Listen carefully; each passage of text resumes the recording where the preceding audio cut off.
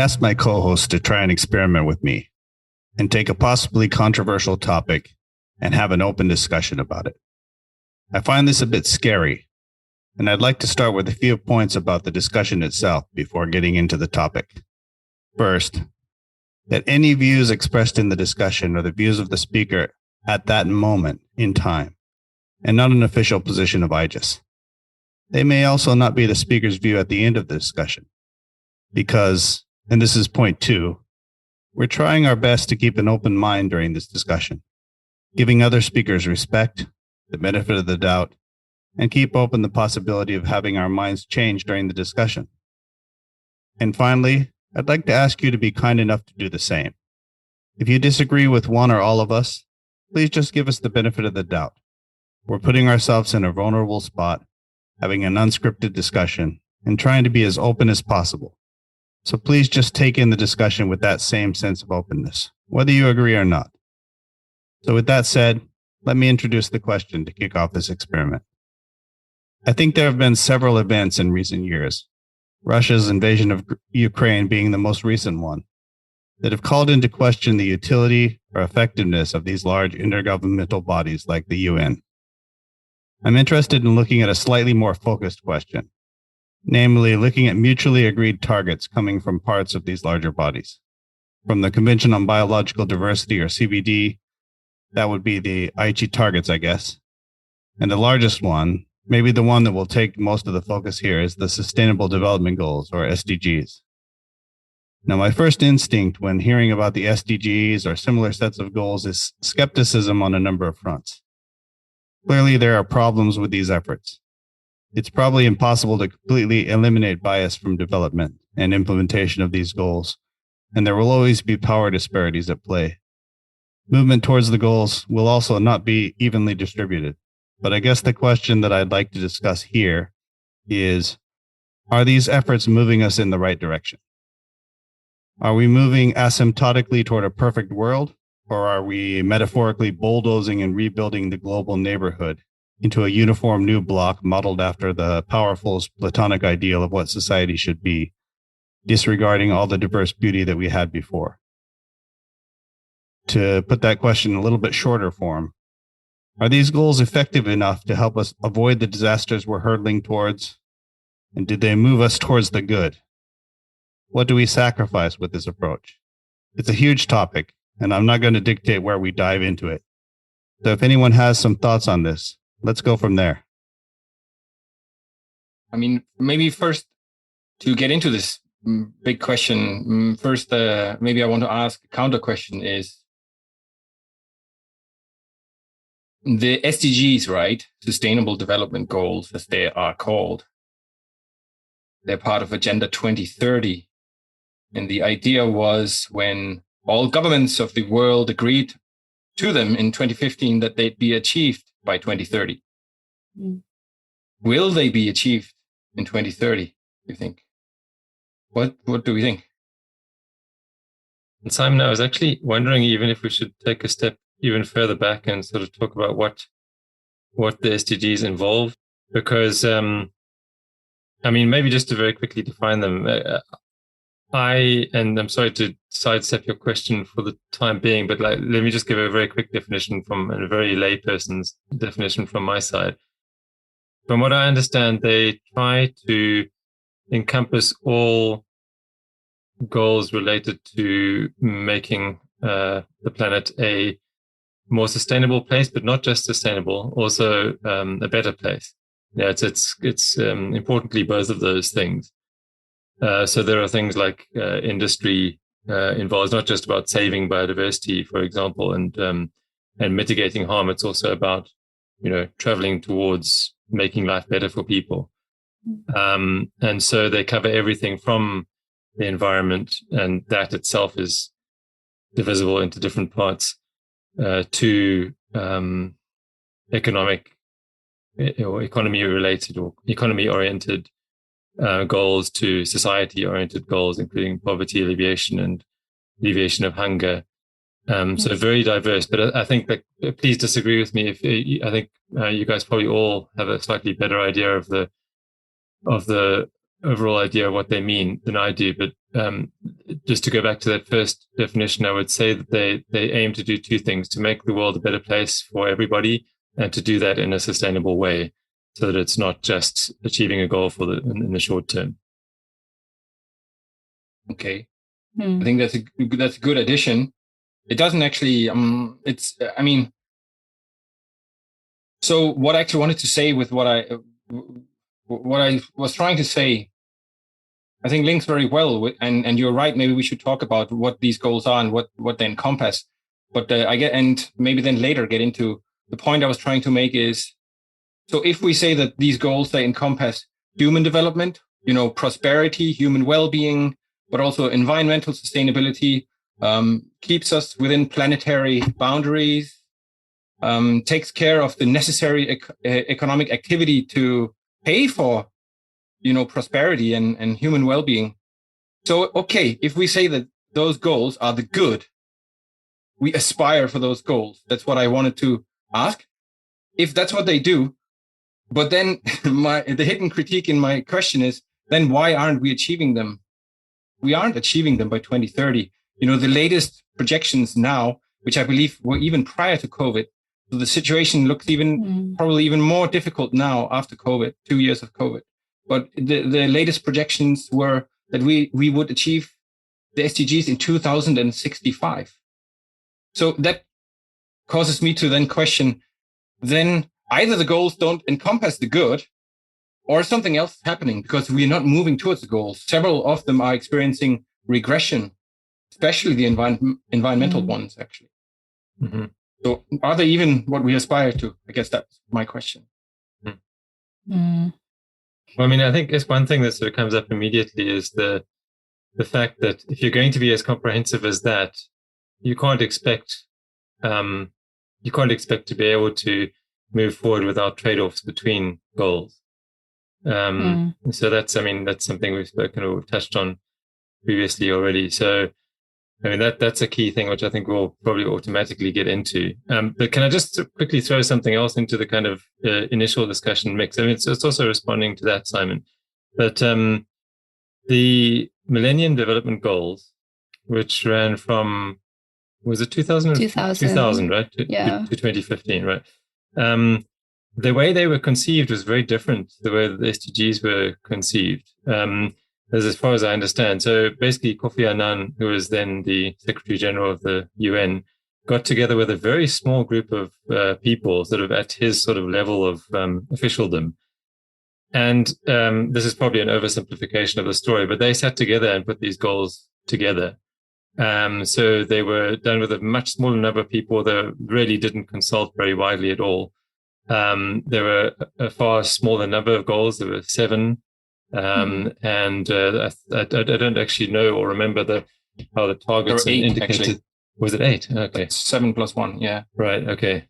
But generally sort of simpler. And to a large extent, with the exception of the environmental ones, and maybe I'm missing others, they were actually quite successful. And so one thing I wonder is sort of how that's different to the SDGs, like what was done differently there. I don't think it was just the conception of them that's important there, but just the general way that they were, the progress was made towards them and how they were structured. So that's just kind of something else to throw into the mix at the beginning. And again, I'm not really responding directly to your question, Simon, but no. But they were different. Those were different times, right? Development was decided by the North for the South.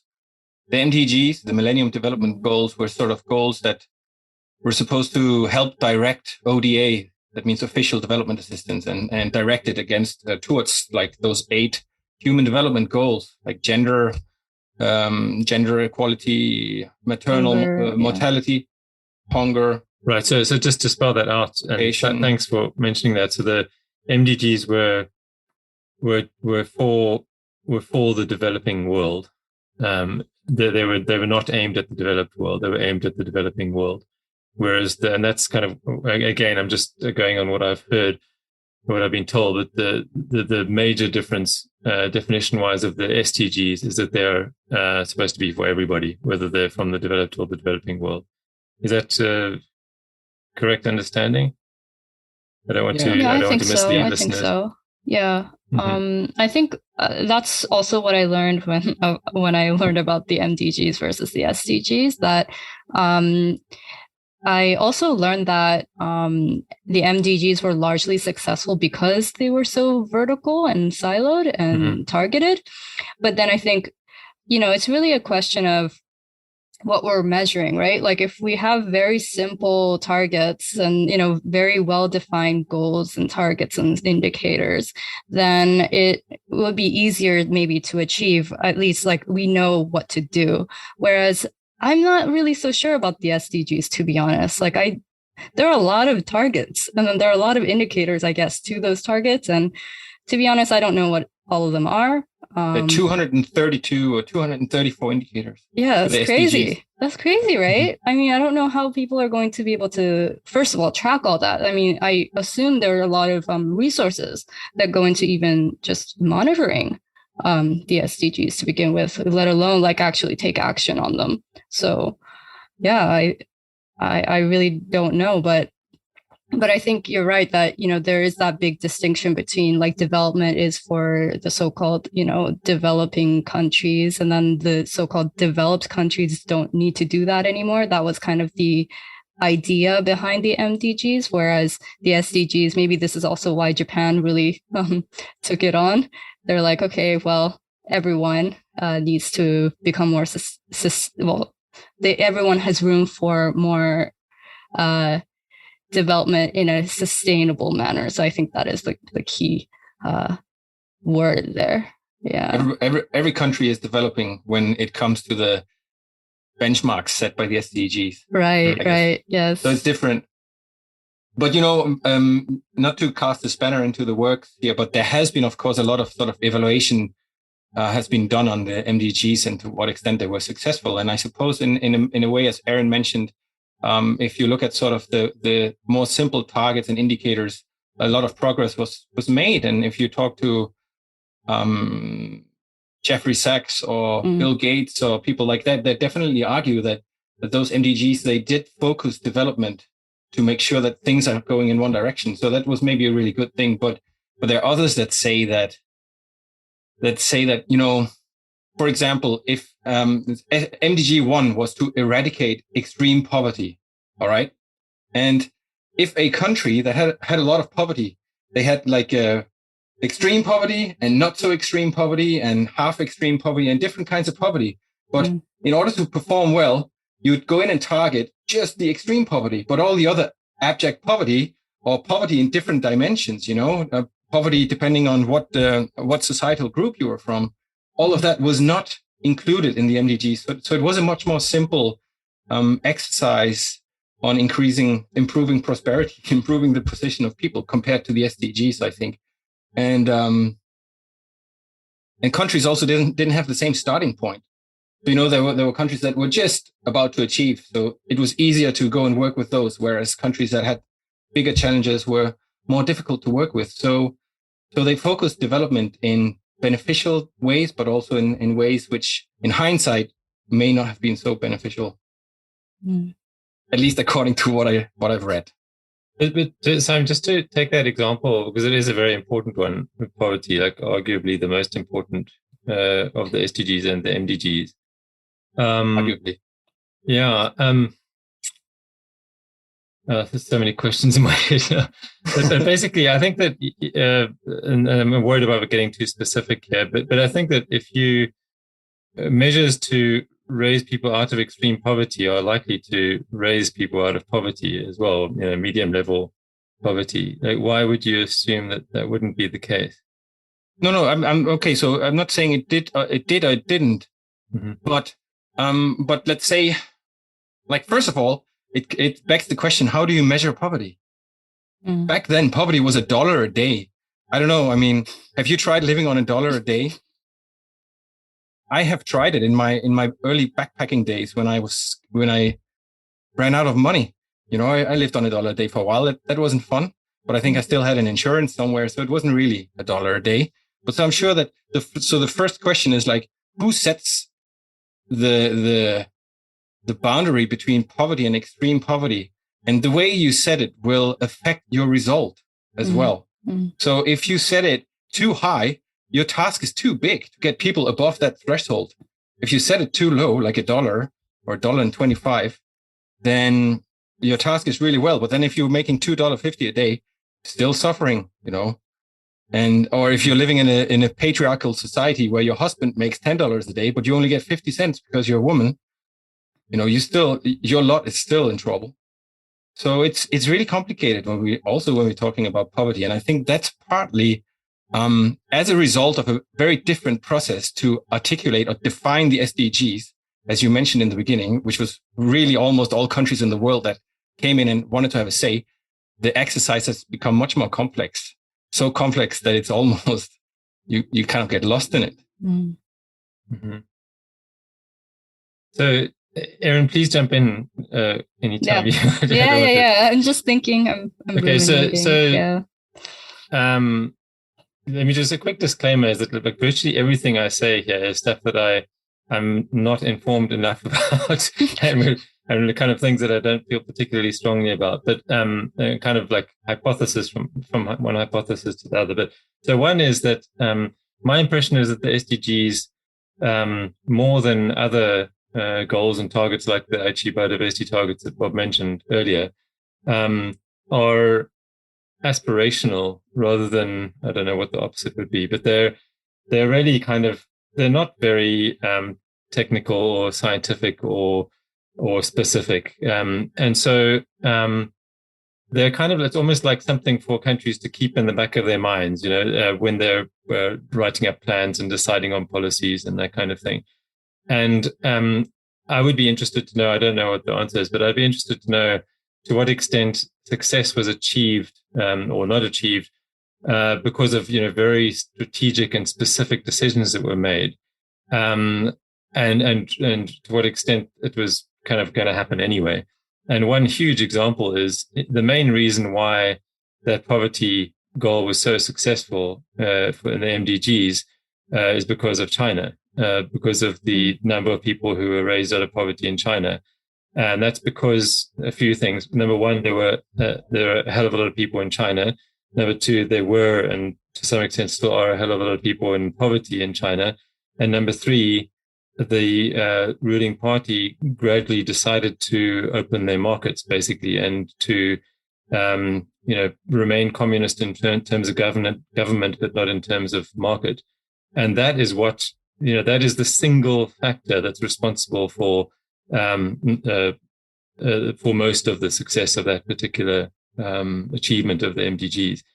And so there are probably other examples like that, but I mean, that's a really big one of how, I don't think the Chinese government did that because of the MDGs. I don't even think they got the idea from the MDGs.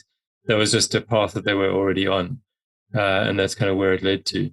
So that begs the question, with the SDGs, like, do they have value beyond just awareness raising? And I'm not saying this isn't very valuable, but perhaps their main value is just kind of mainstreaming the idea of sustainable development. And I think that they've already achieved something to that effect.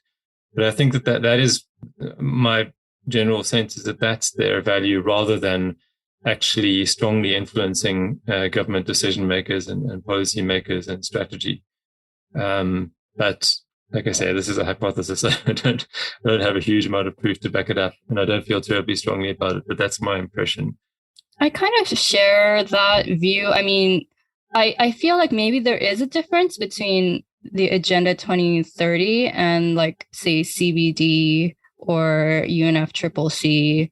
And I'm not sure why that is necessarily, because I know that countries agreed on all of these strategies or frameworks or whatever. But I definitely get the sense that it feels a little more voluntary than, like, the UNFCCC or CBD. But yeah, I don't know what everyone else thinks about that. Yeah, there's less accountability, right? We've kind of spoken about this a little bit in the past. So it doesn't really matter whether you achieve it or not. Is that how it is? Well, I think it's more difficult to pin on a country, to say that you.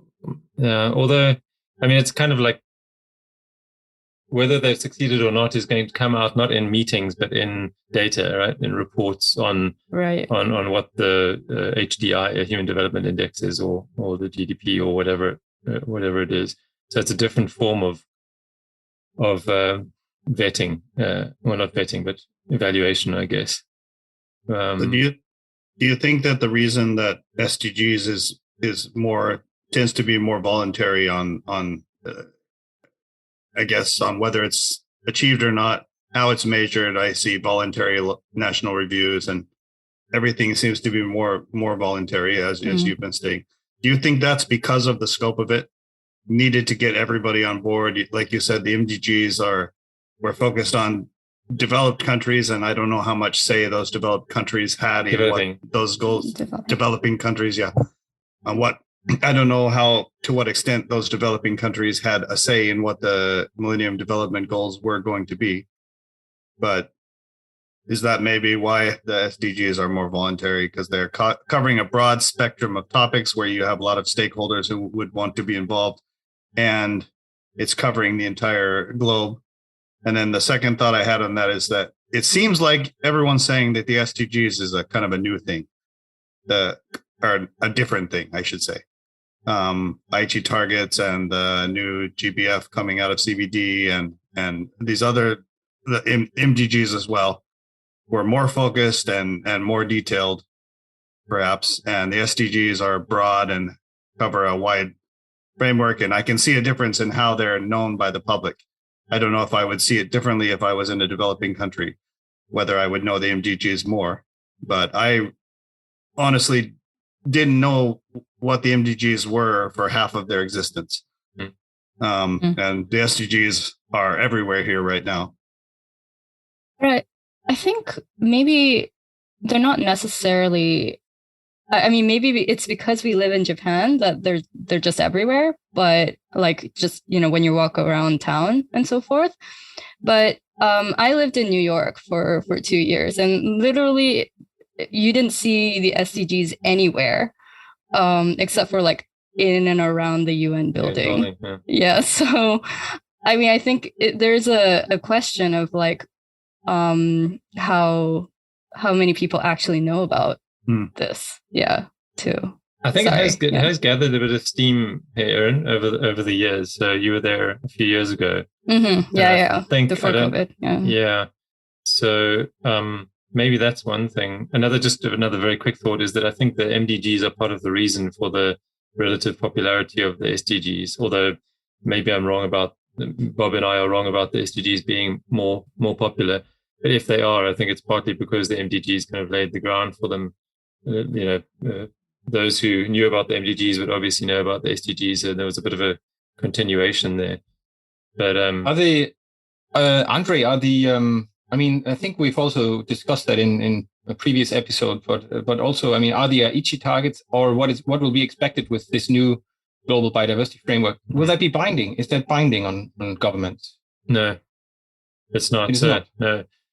So in that sense, there's not that much difference between, as Bob said, the voluntary national review, as the name suggests, not compulsory, and a lot of these things are. But there is something about the SDGs that seems to be a bit less so, right? I mean, they're kind of, and maybe it's partly, very recently we spoke about the high-level political forum and the regional version of that.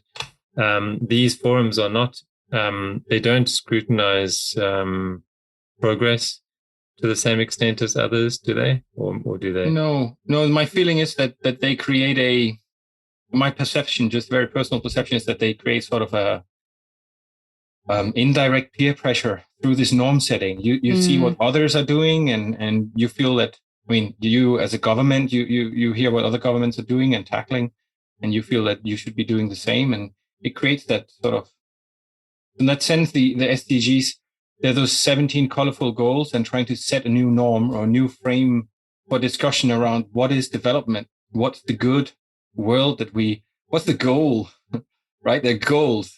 There's all race towards those goals. So it's kind of but it's a voluntary race, right? It's it's not binding, because if it was binding, probably you'd never get agreement on this. And I would like to ask Andre or anyone else, is like, do you think if we had to renegotiate the Convention on Biological Diversity today, do you think that would be binding or voluntary? Well, the convention actually is binding, but the decisions that are made subsequently are not. And so it's just the articles contained within the convention, within the original text of the convention, and then the protocols that have been laid on top of that over the years. But I mean, so I guess you could rephrase that question as potentially it could have been that the decision was made that all decisions from the beginning, from the drafting of the convention, all the decisions made subsequent to that could have also been binding in theory, right? I don't know if the UN structure would even allow that, but in theory, and your question is whether that would be better. No, my question is not whether it would be better. Sorry, whether it would have happened. Yeah, no, I'm just trying to make a distinguishing. I'm trying to argue that maybe there's a trend in governance from what happened in the 90s and what's happening today, or what has happened, to try to characterize what are the SDGs as an animal of governing our human behavior compared to the UNFCCC, or which is the Framework Convention on Climate Change, or the Convention on Biological Diversity, which you could argue, well, I think they are, and that's what I would like to ask. Aren't they more binding if you compare them to the SDGs? Because the SDGs are just this sort of as we're saying, more broad conversation around what we ought to do. Yeah. Well, there's nothing binding about the SDGs, right? I guess that's the key difference. Yeah. But I think that is an interesting question. If they were negotiating CBD now, would they still be able to make it a binding convention? Would they be able to? Okay. Yeah, that was kind of. I mean, I just, taking like the, I guess, other example of the UNFCCC and the Paris Agreement. I mean, technically that is binding, right? And we were able to achieve that in 2015. So I think, maybe it's hard, right, to get everyone to agree on a binding treaty of some sort or an agreement. But it has been done relatively recently. So it's not impossible, I don't think. And there are probably other even more recent examples that we don't know about outside our field. Right, exactly. But like Bob was saying, the SDGs are so broad, so comprehensive that, I mean, there's no chance of making something that, governments could basically be held accountable legally, internationally for anything they did, if they were legally bound to all of the SDGs. And this goes back to the idea of trade-offs, by doing exactly what they're required to do towards one SDG, or let's say one target of one SDG, they might be moving away from another, and so incurring a penalty if it was binding. So I guess that's another reason why it couldn't work. Actually, just a side note to your comment on the Paris Agreement that was agreed in 2015, same year as the SDGs came about. It seems to be a child of, the Paris Agreement is a child of the UNFCCC, right? So it's sort of that legacy. But if you we have done a textual analysis of those different governing instruments, comparing Agenda 2030 with the CBD, with the UNFCCC, the treaty text, and comparing also with the Paris Agreement that came out in 2015. And you will see that there's a much stronger reliance on market-oriented approaches and market-oriented instruments. So it's a very much more market-oriented rationality to how we should govern these challenges. In what we find after the millennium, around 2015, compared to before the 2000. I just wanted to make that point. No, that's so interesting. The research we have done. Yeah, that's so interesting. Why do you think that is? Why do you think there's a shift towards market-based approaches? Yeah, so I want to ask: is that because the binding things didn't work, or is it because we've just evolved, or do the non-binding things work better? There are all these kinds of questions within that I can't answer, but we don't know. It's just a trend that has changed a little bit. So interesting. Yeah. I don't know the answer to that question, but I do think that that question of to what extent we rely, and this goes beyond the SDGs even. Can be applied to anything, but to any aspect of governance, right? Like, to what extent do you regulate versus incentivize? And it's I'm no economist, but I think it's fairly clear that the correct balance lies somewhere in between, and the correct balance depends on the part of the world and the governance structures and the people and the level of development of society and all sorts of different things. And the issue, and the issue, for sure. But I think that I think what in favor of incentives, which I sort of tend to lean towards, generally speaking, I think what can be said for incentives is that they require less competence and less commitment and less discipline. It's basically identifying mechanisms and tweaking those mechanisms rather than trying to constantly control someone. Say again? Sorry, rather than policing someone. Yeah, policing, but I mean, just sort of a level above that. It's like it's extremely difficult to know exactly what's going to work and what's not going to work. And I mean, this is kind of like goes back to the division between communism and capitalism. Communism is not a mechanism, is the way I see it. It's government mistakenly thinking that they can decide what's best in any given situation, and it's failed repeatedly. It's proven itself to be a completely impossible task for any government, no matter how competent. And capitalism, for all its faults, is a mechanism which certainly needs regulation, careful regulation, and careful reevaluation, and it has plenty of flaws. But generally speaking, if you can get the incentives in the right place, if you could tweak it, it's the best system that we know of. And I think this kind of thinking applies to something like the SDGs and the general developmental goals. Right. If you can't make things happen, you can't force things to happen. You got to kind of go with the flow, which is basically what I mean by the flow is like basically human nature. I mean, like more or less boils down to human nature and the physical constraints of our planet. I guess those would be the two things. Okay. So we can say that the market or capitalism has some characteristics that a centralized government or governing structure will have different characteristics, and maybe flexibility and nimbleness is more something that the market has. And my personal observation is that development and sustainable development has become very much a marketplace of where you shop for development solutions over the last sort of decade and a half, increasingly so. And I agree, it has I'm sure it has lots of advantages, but I also think it has some pitfalls. And one of them is, for example, just what you said just before you finished, Andres, is like we are on a finite planet, and capitalism is not constructed for finiteness. Capitalism just keeps on going. So how do we? So if we just leave it to human nature and then couple it with a mechanism like capitalism, aren't we asking for trouble? I would say that the capitalism that I kind of believe in is one that's based on doing more with less, like constantly doing more with less. So that's one thought. Another thought is, I just want to get three things out quickly before I forget. And I've forgotten the other two already. But what about doing less with less? No, I don't know. Okay, so the second thing is that unfortunately, we don't know any better system. What we do know is that communism is more wasteful than capitalism, not less. And the third thing I want to say is actually the one thing that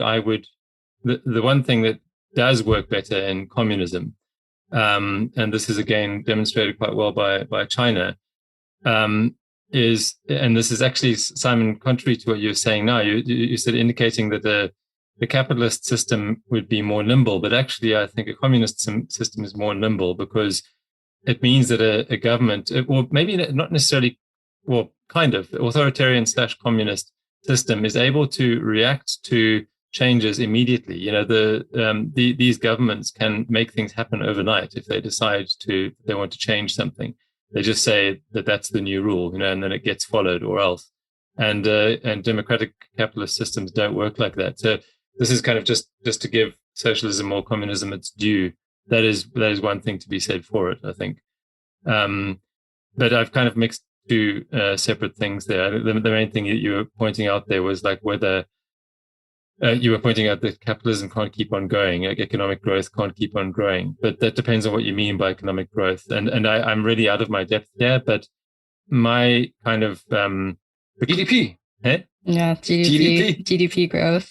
Yeah. Is the typical way to measure. But like, okay, so someone I spoke to recently just gave an example, and there are like literally countless examples of this. But he was talking about the light bulb, right? The development of the light bulb. So there's an incredible history of the development of the light bulb, and I can't recount it all now. But just the latest step in that history was the jump from incandescent to very briefly compact fluorescent, which didn't last very long, to LED now, right? And LEDs are about 10 times more efficient than incandescent bulbs. And so even if we are much more wasteful, leaving the lights on a lot more often, there's no ways that we're going to get anywhere near as wasteful as we were previously, because it's such a huge change. And so if we keep on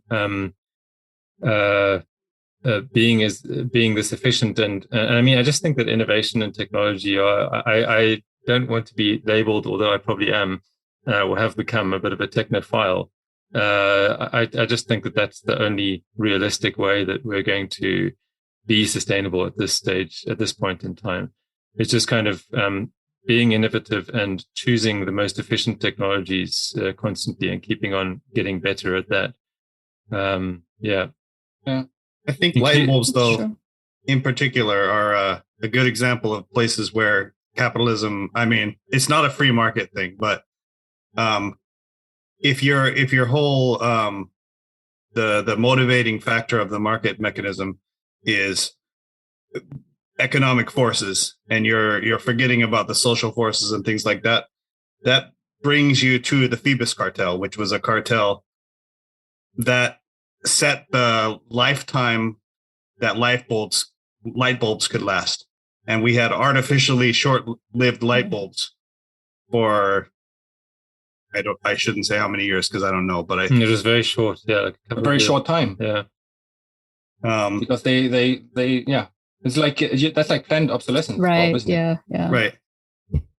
But can I just jump in, Bob? Like, so the thing is, that's not capitalism. That's cronyism, as far as I understand. And you could call it crony capitalism, but it's not. It's not definition of capitalism. I get that point, but you're. Let me see how I can express what I was trying to say. I knew I was stepping into that trap as I was saying it, but capitalism also doesn't account for these social mechanisms in any way except for how it affects the bottom line, how it affects profits.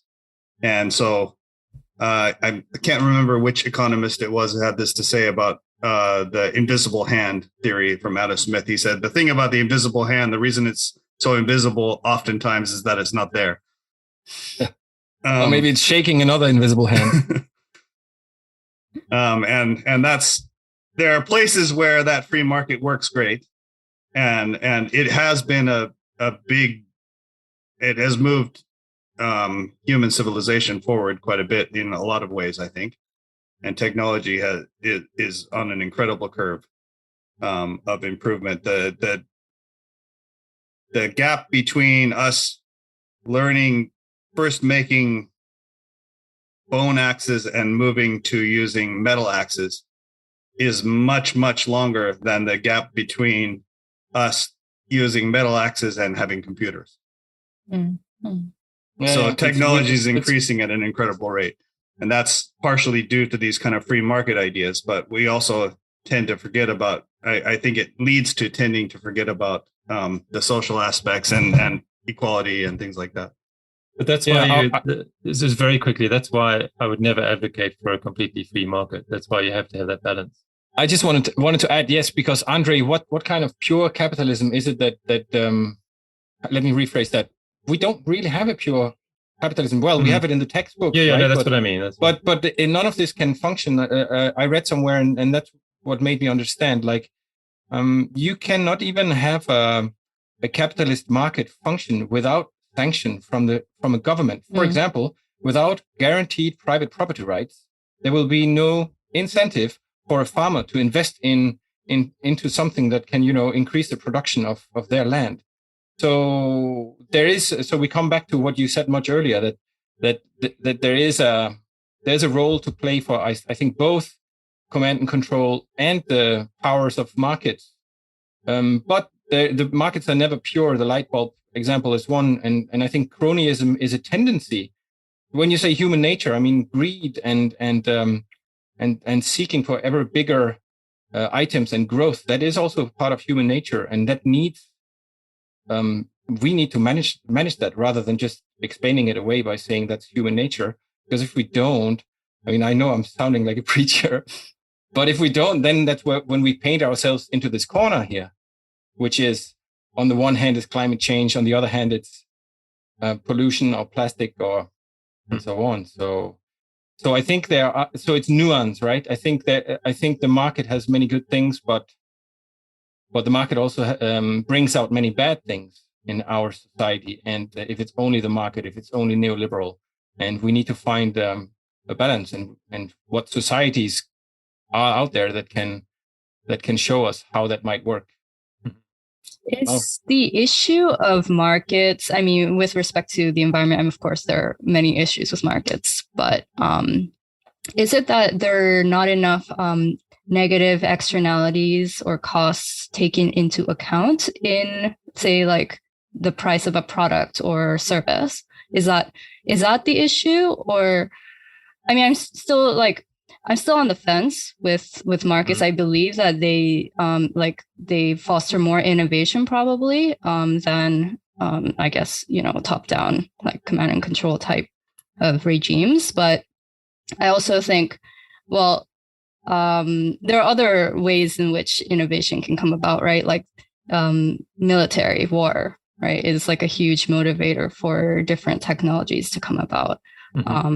So like there are different other ways, I guess, other than like pure profits, but still, I just wonder, like, the current issue, I guess like the critique of capitalism with respect to environmental and sustainability issues, is that because we're not putting a price on carbon? Is that because we're not putting a price on pollution?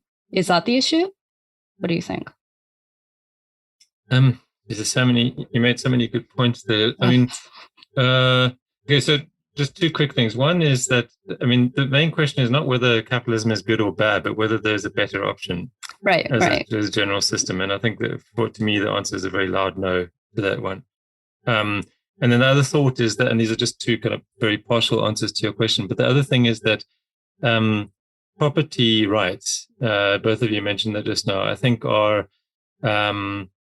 like it's like a little shining jewel somewhere in the crown of solution to this problem. And I don't know exactly how that works. Well, it works in various different ways. So we can talk about specific examples, but I think that it has a huge role to play. And I don't think that we have, as a society, have thought enough about exactly how that works and how important it is. But and just to demonstrate that point, two of the biggest environmental problems we have now are the climate, the way the climate is changing, and I would argue an even bigger problem is the way that the oceans are mismanaged. And both of those are commons, right? Both of those are resources that you can't apply property rights to, or property rights essentially. And so this is like an old problem, right? The tragedy of the commons is a very well-known problem, and there's no sort of easy solution to it. So I'll end my short monologue there and see if anyone else has got the answer.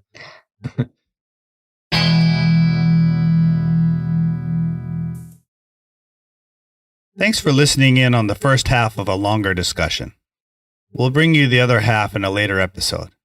It was interesting to note that with the broad nature of the SDGs, sometimes pushing one goal forward means losing ground on others. It was also alarming to note how far off track we seem to be on achieving the goals. I particularly enjoyed getting into the discussion of underlying economic systems and how they influence our approaches to achieving the goals. Thank you for listening to About Sustainability. Please subscribe at podcast.iges.jp or search for About Sustainability wherever you normally get your podcasts. If you've got feedback, you can review us on your podcast directory of choice or reach out on Twitter at IGES_EN. About Sustainability is produced by the Institute for Global Environmental Strategies. Any views expressed during the podcast are those of the speaker at the time of recording and do not necessarily reflect the views of IGES. Thank you for choosing to spend your time with us. We don't take that lightly, and we hope you'll join us next time.